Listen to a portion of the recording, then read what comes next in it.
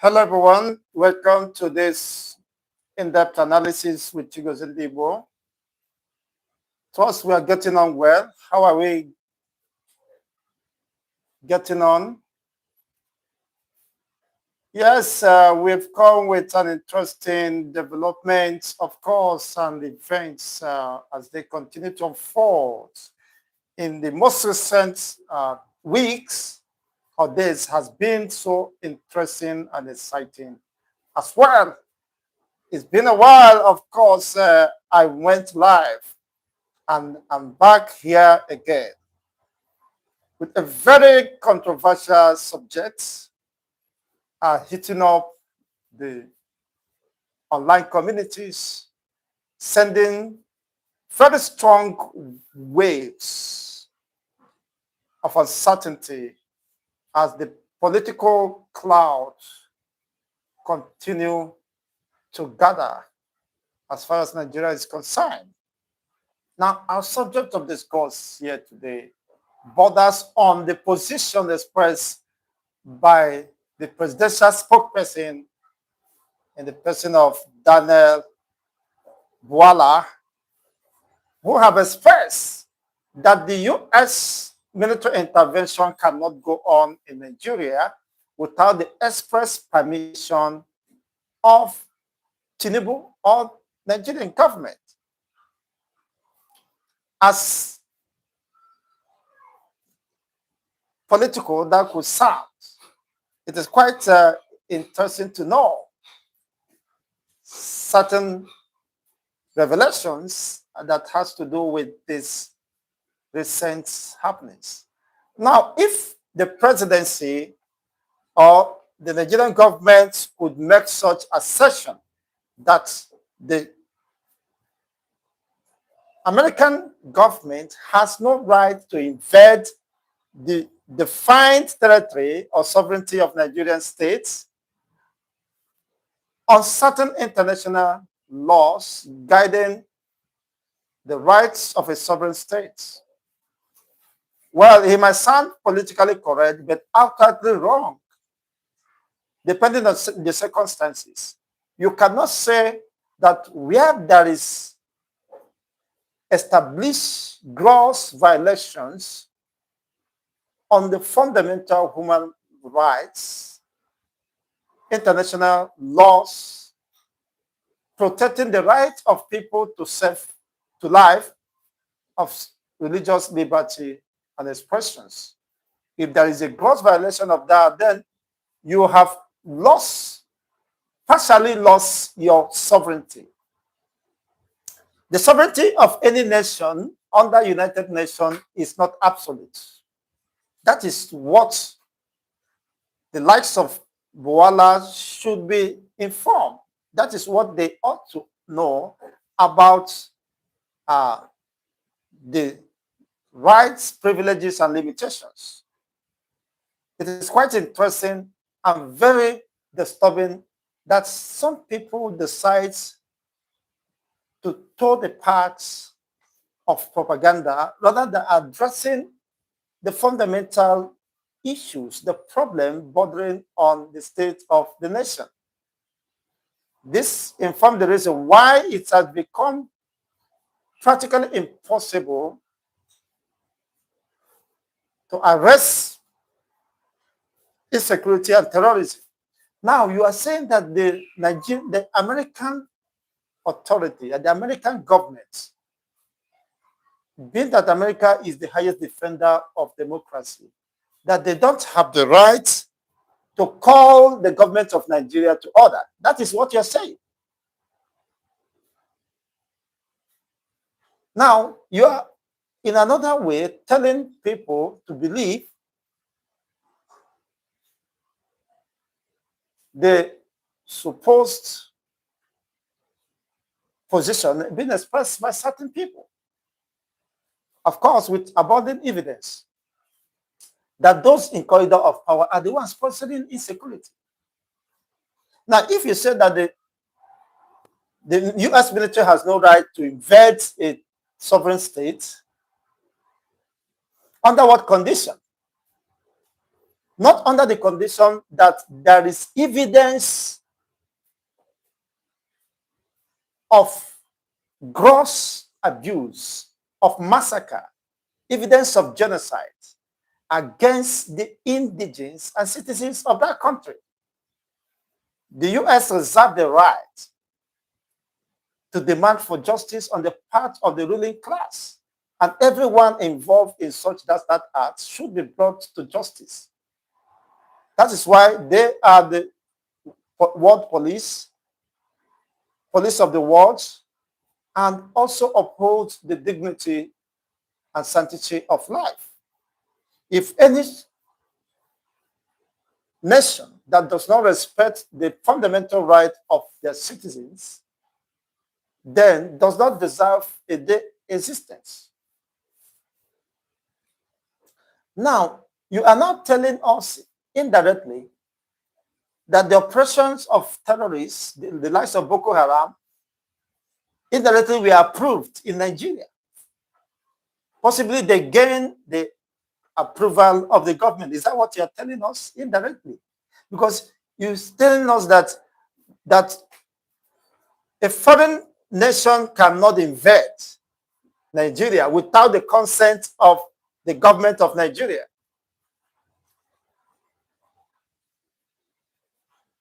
But that is not all the truth. If you maintain this argument or positions, you are indirectly saying that what the US senators and other people are saying about Nigerian government is true. That they are aiding terrorism. Because if you said without the consent of the government of Nigeria that US military cannot invade Nigeria, you are now saying indirectly that the operation of terror cells in Nigeria was either indirectly or directly approved by the instrument of the state, by the government themselves. The killings of defenseless citizens of Nigeria, which the government should be held responsible. They have told Nigerians that the killings, the killers, the assailants are foreigners. How did they get into Nigeria? Is it through the permission of the federal government? No, they needed to tell Nigerians what exactly is happening, who is killing them. This assailant, they invaded Nigeria even last Thursday, yes, last week. The Al-Qaeda, one of the deadliest, most terrorist group in the world,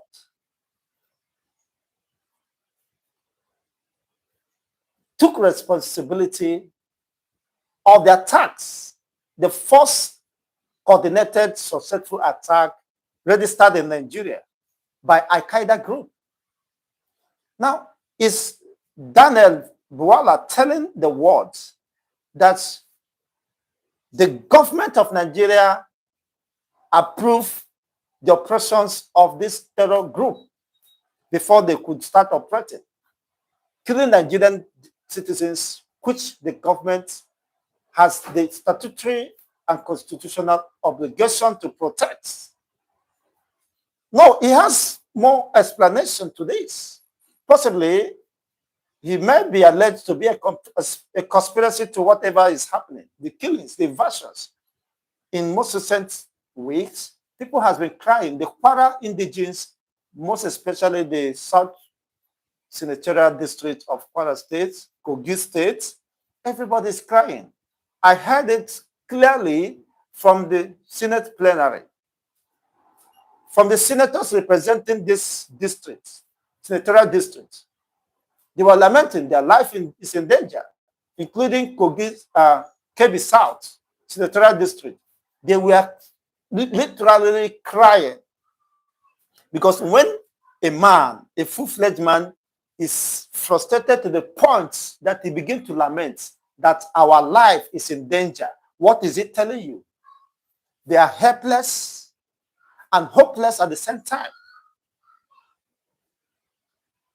Maybe the likes of Daniel Bwala may not have privy to those information. Maybe he traveled and have not listened to the Nigerian medias and following up with what is happening in different regions of this country.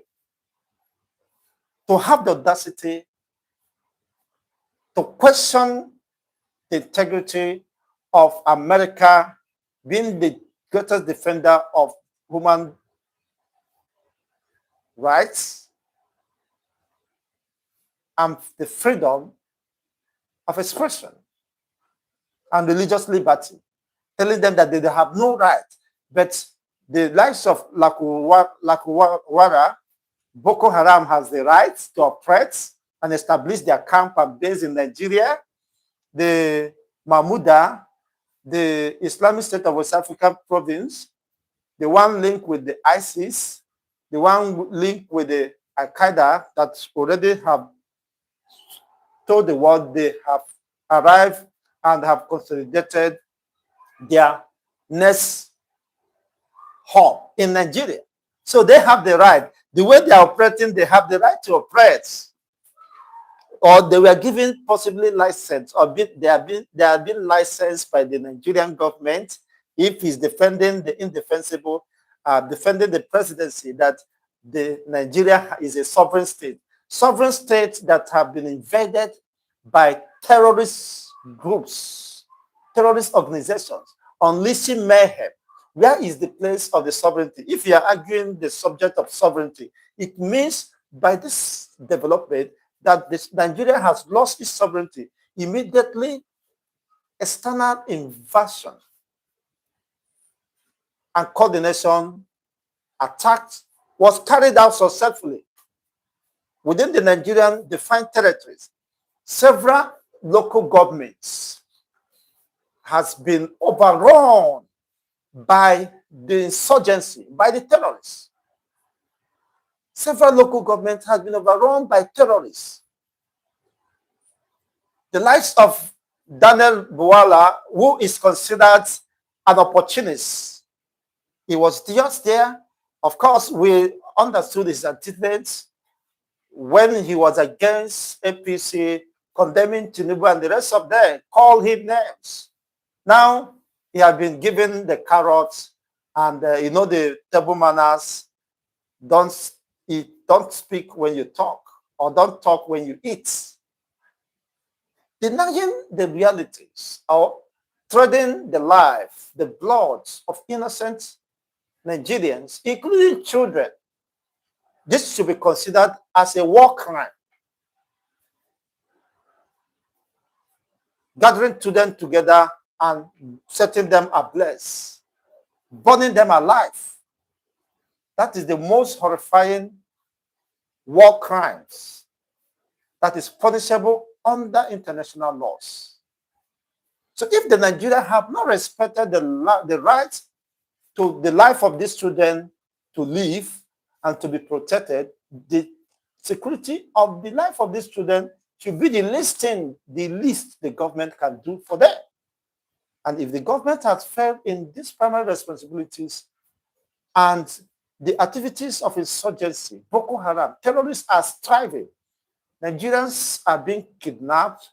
They pay through their nose.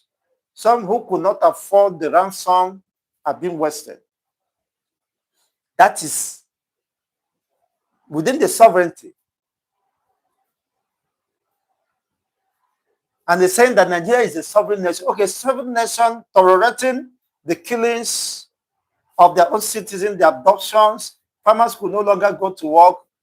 The forest bed has been occupied by excellent terrorists, laying ambush on the Nigerian defenseless citizens, including the military. Security operatives are becoming victims. And you're still talking about sovereignty that's under international law. What aspect of the international law did he really know? He doesn't know that Nigeria has the statutory obligation to uphold and promote the fundamental rights of her citizens, to defend the human fundamental rights. If that comes under threat, then the sovereignty of Nigeria could be questioned. That is just what America is doing. If they have not seen any element of conviction that certain elements within the ruling class, within the executive, within the government is sponsoring this act of terrorism, America wouldn't have bothered, of course, speaking in the first instance. But they have seen, based on the information at their disposal, based on the area surveillance being mounted, based on real-time evidence and assessment, you see, an analysis of what is going on, they understood that truly there are certain personalities within the corridor of power fueling this state of insecurity. As you join us, please kindly hit the like buttons, turn on the notification buttons as we continue this analysis. You could as well express your own opinion on the subject matter. We are interacting and discussing, of course, the current statements issued by the Office of the Presidency, by one of the presidential spokespersons, in the person of Daniel Bwala, who claims that the U.S. authority, the U.S. government has no right to question the sovereignty of Nigeria if there are gross violations of human rights and non-compliance to the rule of law. The justice system is in crisis. The issue of governance is another fundamental problem bedeviling Nigeria.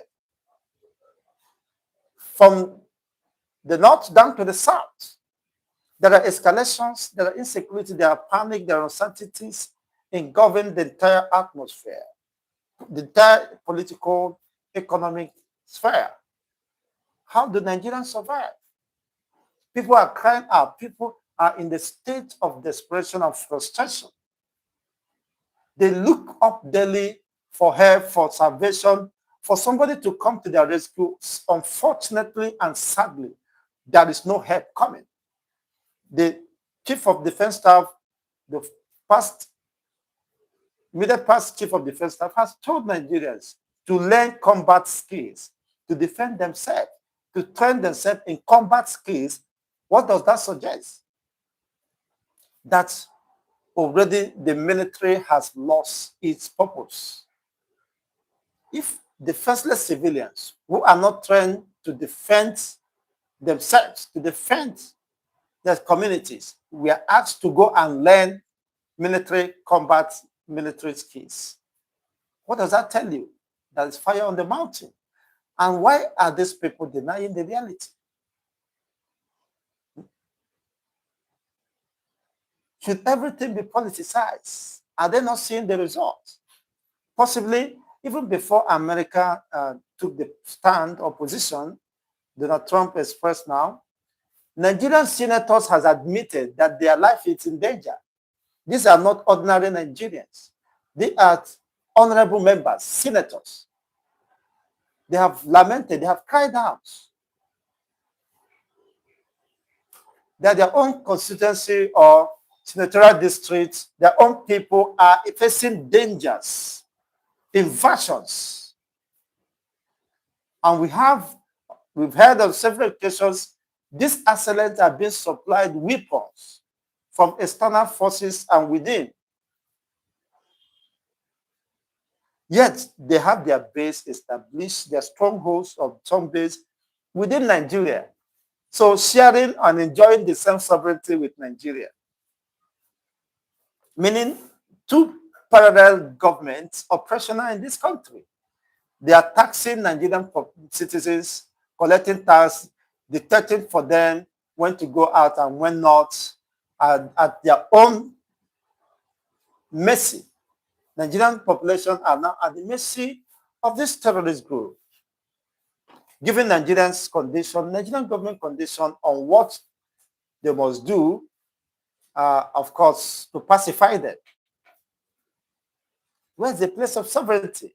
And you are questioning the right of American government to intervene in matters that has gone beyond the control of the government.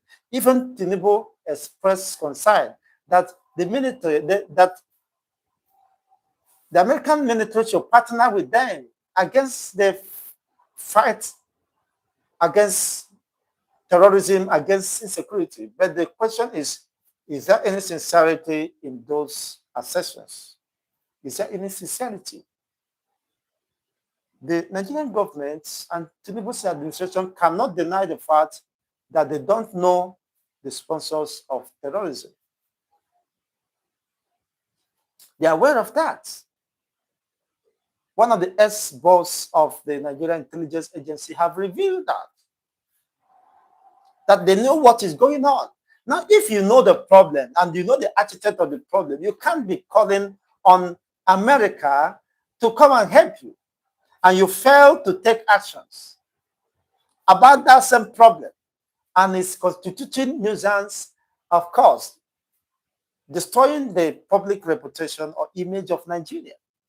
And we have a government saddled with the responsibility of protecting life and properties, but sadly failing in those primary responsibilities. Now, what do you consider such country or liken such country to be?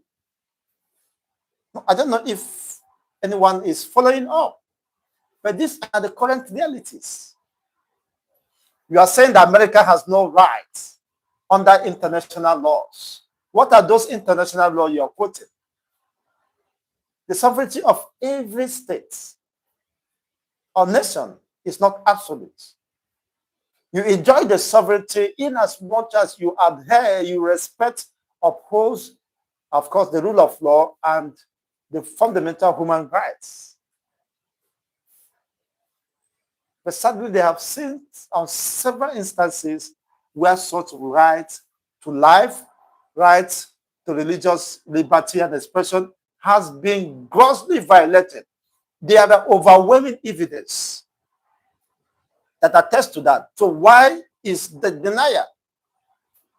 Even when the evidence are staring at everyone. Both the doubting Thomas could see international bodies are condemning this, but certain Nigerian elites are condoning it by way of living in denial and in deception. They are condoning it, meaning they have answers, they have questions to answer.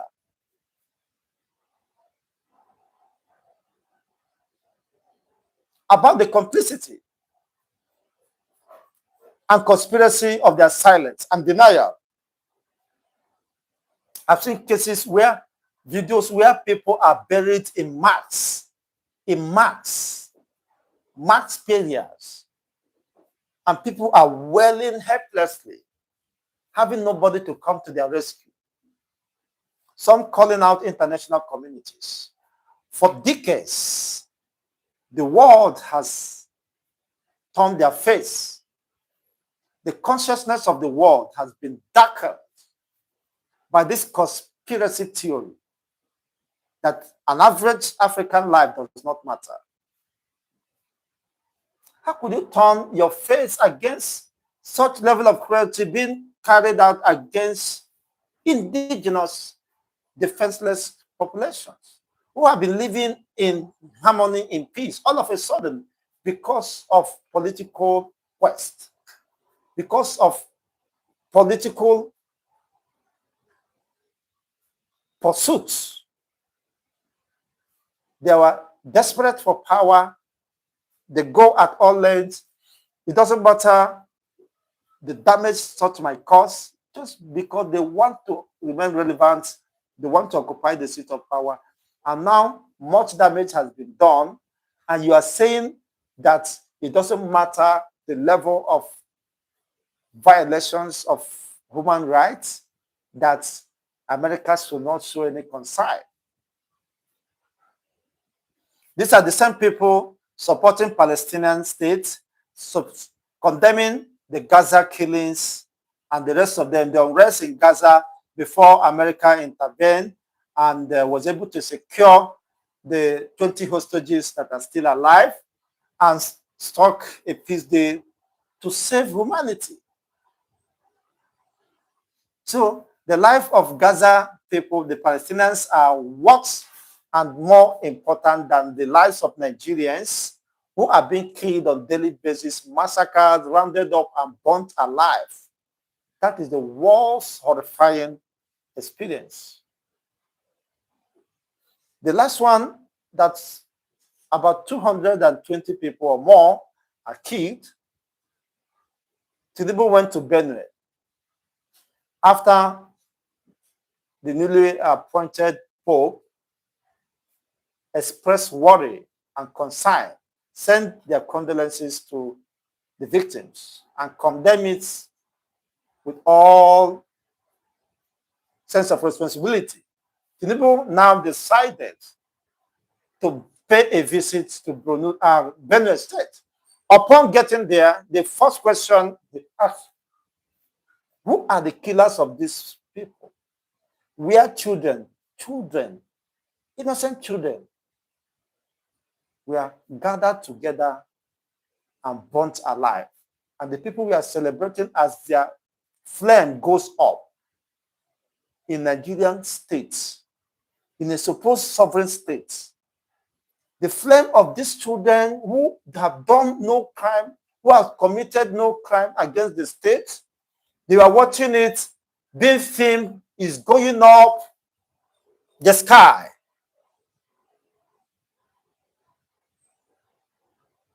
As a judgment, as an evidence against the Nigerian state, as an evidence of a failed state. If we are to be a responsible society, none of these excellence, of these dastard elements, nefarious darts, will go scot-free. But sadly, after about a week or few days, Tinubu went there, and the response he got by the security operative in charge that no one was arrested. And you are quoting international law. No one was arrested. Citizens of Nigeria were killed, massacred, butchered, lying in the pool of their blood. Some were incinerated. They pushed them in a cage and burned them alive. The container burned them alive, gathered them together, including children. Oh, that is one of the horrifying videos I have ever watched. Watching children being burnt alive. Omaaka. Children.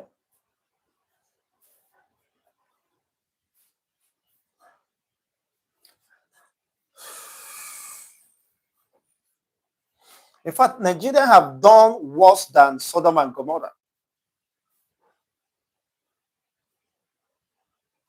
They have done worse than Sodom and Gomorrah.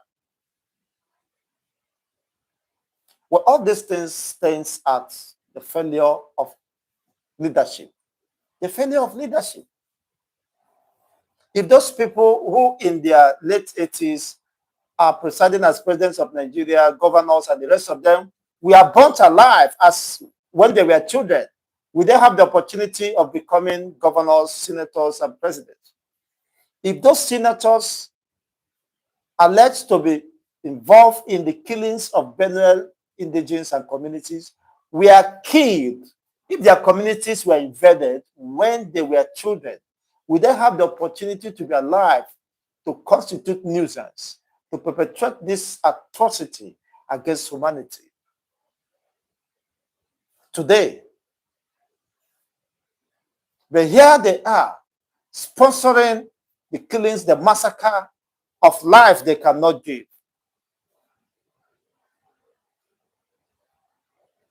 With the limited resources and commonwealth of the nation.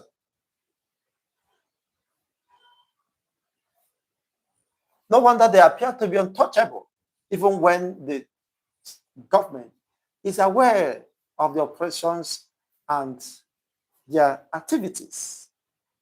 So if you can't fight terrorism and you are aware of that as a government, it means you are complicit. to whatever is happening. Well, as far as America is concerned, they have their robust findings, networking, and the rest of them. They have the strategies on how to go about whatever they want to do. So it doesn't matter the opinion being expressed by Daniel Bwala, who we already understood his position. He's just a mere opportunist. He has no conviction. He's an indecisive personality. He's neither there or there. He's only wherever his stomach faces is where he's going. The stomach infrastructure, politicians, they have no ideology.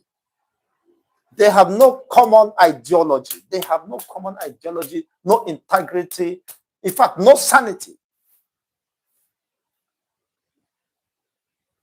Because anybody who is denying this wickedness and injustice happening in Nigeria, or trying to create certain deceptive narrative to cover up, to defend his principle and the rest of that is, of course, those who employ them, who pay them for the job well done. So they have to work hard to justify their pay. Yes, or for them to be recommended, of course, or some hardship allowance to be extended to them. In a country where people have been impoverished, where children, over 20 million of children are out of school, the senators are receiving, despite their jumbo pay, they are receiving hardship allowance, receiving enjoyment allowance, while people are lavishing in abject poverty. According to the recent report by the World Bank, you saw what is happening. The indicting report of the World Bank that over 139 million Nigerians are poor. In a country now, they are saying that America wants to invade Nigeria because they are after the mineral resources. They are coming for the mineral resources. Nigeria have enormous mineral resources bordering on gold, oil, plutonium, lithium, milestone, and the rest of them. They are coming to exploit Nigerian oil, mineral resources. So Nigeria has such mineral resources, and there is poverty personified, stricken poverty, ravaging the entire citizens. There is no power. There is no electricity. There is no good roads. There is no potable water, drinking water, pipe-borne water. There is no one. In several communities. Child. So we have all these resources. And yet, living a Babiala syndrome or system, when the government keep on borrowing upon borrowing. Now, what is the essence of the resources? Could not harness the resources for the common good of all. You said you have mineral, that's why they are focusing. Now, all these 65 years of independence, what have you achieved with the enormous resources? You're not telling Nigerians that you have minerals, these are what they are in, and the rest of them. How many of Nigerians have benefited from all these enormous resources embedded within the Nigerian soil, state, or region? The reason why most of Nigerian communities have been killed, invaded, and the rest of them. So the non-state actors, with the collaboration of those within the corridor of power, they are exploring and exploiting Nigerians and creating unrest and chaos to cover up.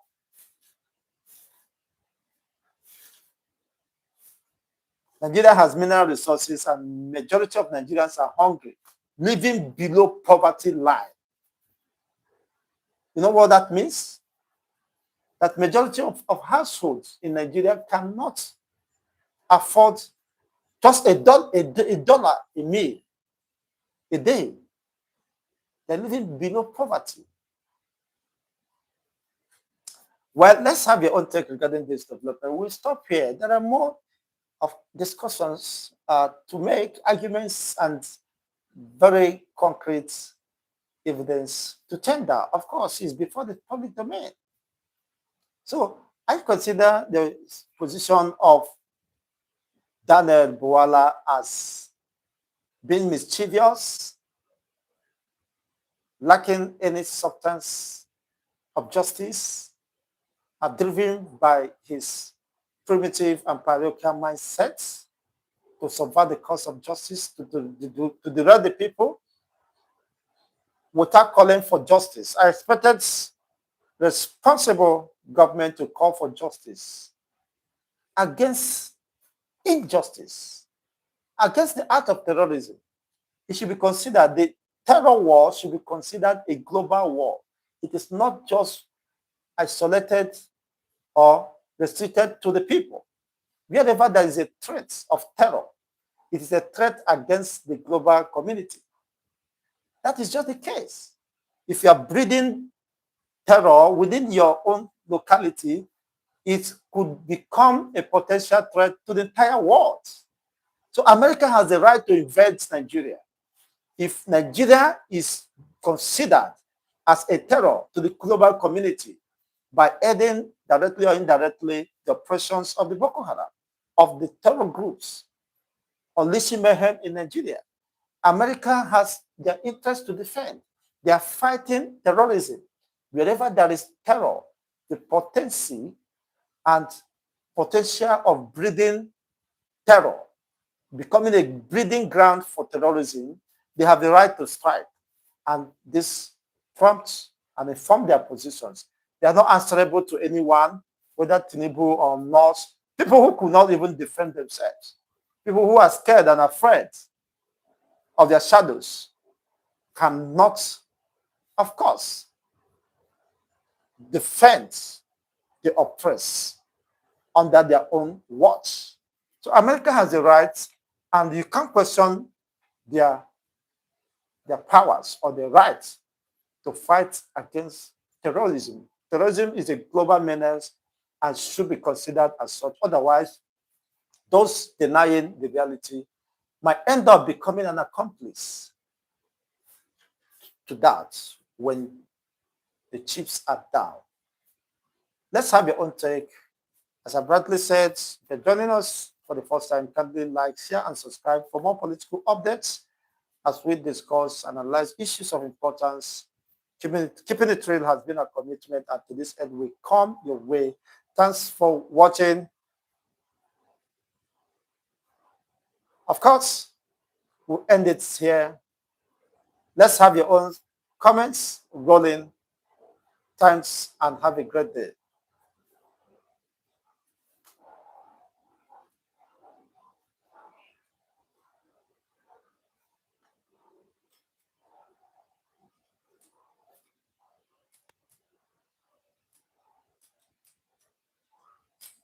Okay.